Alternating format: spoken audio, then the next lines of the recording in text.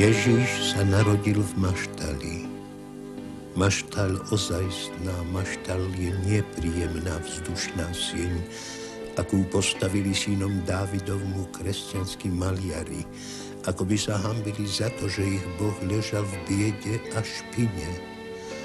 A nie sú to ani sádrové jasličky, ako si ich v modernej dobe vybájila medovníkárska fantázia figurkárov. Jasličky čistúčké a úhľadné, pôvabne zafarbené, s vyčisteným a upraveným válovom, s extatickým oslíkom a skrúšeným volom, na streche zaniemný, s vejúcim vencom, so soškami kráľov v plášťoch a pastierov s čiapkami kľačiacich po oboch stranách prístrešia. Také jasle môžu byť snom novicov, prepikom farárov, hračkou detí, predpovedaným útočišťom Alexandra Manzoniho, ale nie je to veru maštal, v ktorej sa narodil Ježiš. Maštal, ozajstná maštal, je bydliskom zvierat, väzením zvierat, ktoré pracujú pre človeka.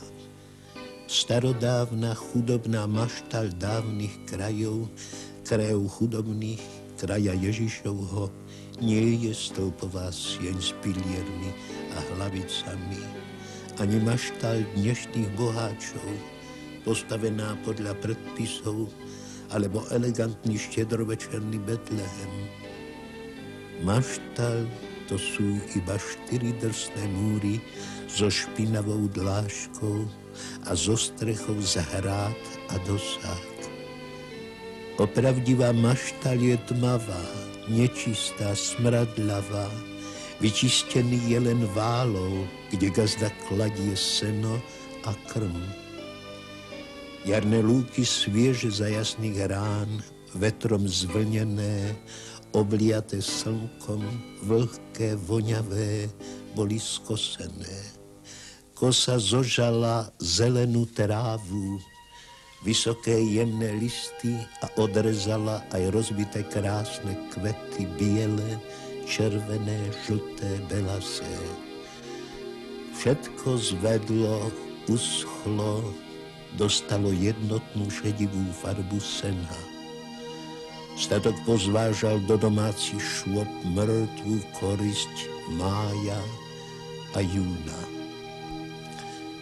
Teraz tieto vysušené byliny a kvety, ktoré ešte vždy neprestávajú voňať, sú v jasliach, aby ukojili hlad otrokov človeka. Zvieratá ich pomaly žerú veľkými čiernymi piskami a zakrátko kvetnatá lúka vracia sa na svetlo so slamou, ktorá slúži ako stelivo zmenená na vlhký hnoj. Toto je prvá maštal, kde sa narodil Ježiš. Najšpinavejšie miesto na svete bolo prvým bydliskom jediného čistého medzi narodenými zo ženy. Syn človeka, ktorý mal byť roztrhaný zvermi, čo sa volajú ľudia, mal za prvú kolísku žľab, z ktorého hovedá chrúmajú krásne kvety jary. Nie náhodou sa Ježiš narodil v maštali.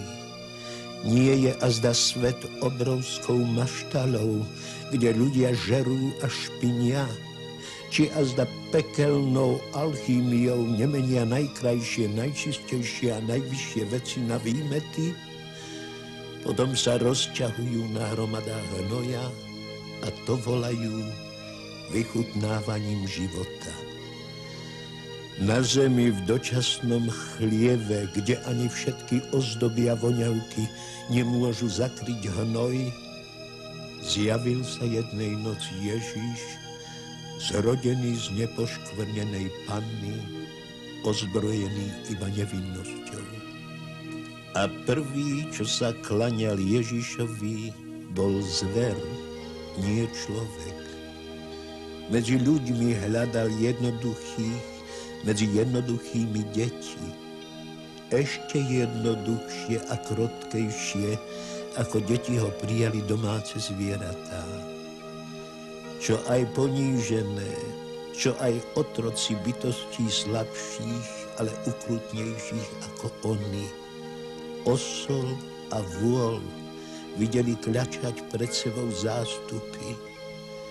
Národ Ježišov, národ svätý, ktorý Jahve vyslobodil z egyptského otroctva, národ, ktorý nechal pastier na púšti samotný, aby sa zhováral s večným, prinútil Árona urobiť mu zlaté tela, aby sa mu klaňal.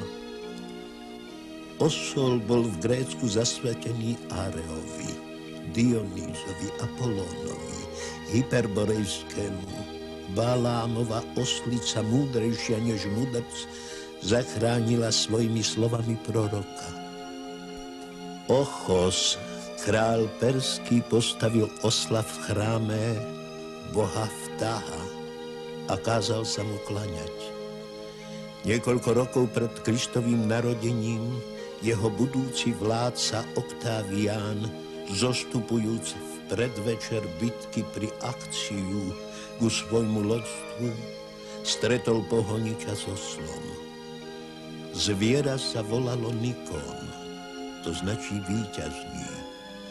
A po bitke dal cisár postaviť bronzového osla v chráme, ktorý pripomínal víťazstvo. Králi a národy sa dovtedy klaňali oslom a volom. Boli to králi zeme, králi národov, ktoré milovali nadovšetko hmotu. Ale Ježiš sa nenarodil, aby kráľoval na zemi a aby miloval hmotu. Ním sa končí uctievanie zvieraťa, slabosť Áronova, poverčivosť Augustova. Zvieratá jeruzalemského zabijú, ale betlehemské ho teraz zohrievajú svojim dychom. Keď Ježiš príde na poslednú veľkú noc do mesta smrti, príde na oslovi. Ale on je väčší prorok než Balám.